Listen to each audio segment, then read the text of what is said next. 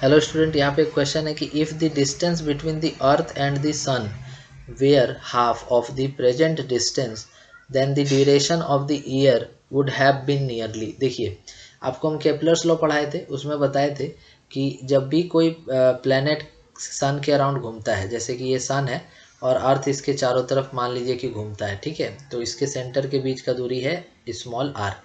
तो जो time period होता है उसका स्क्वायर प्रोपोर्शनल होता है आर क्यूब का।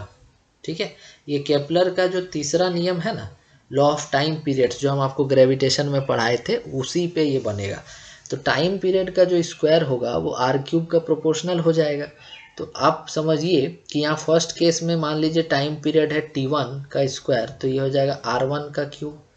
सेकेंड केस में मान लीजिए टाइम पीरियड T2 का स्क्वायर है और यहाँ पर डिस्टेंस चेंज होके हो गया R2, तो जब इसको डिवाइड करिएगा तो ये हो जाएगा T1/T2 का whole square equal to R1/R2 का होल स्क्वायर होल क्यूब, है ना। अब देखिए, टाइम पीरियड अभी हम लोग का होता है 365, तो T1 को रख दिए 365, T2 हम जानते नहीं है, निकालना चाहते हैं, है ना। और R1/R2 जो है, इसमें आप देखिए कि बोला है जो डिस्टेंस होगा हाफ हो जाएगा, मतलब कि अगर आप R1 यहाँ लिख रहे हैं तो आप डिस्टेंस R2 को हाफ कर दीजिए, आप ऐसे लिख दीजिए इसका क्यूब, है ना।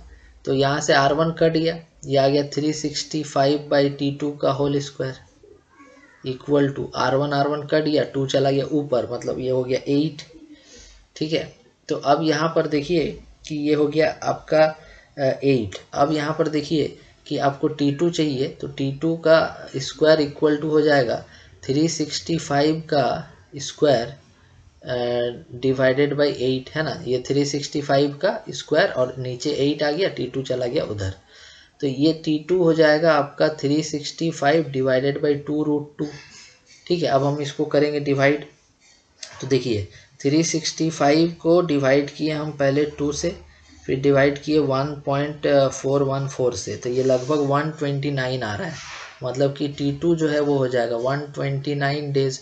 तो होप कि आपको ये क्वेश्चन समझ में आ गया होगा। Thank you.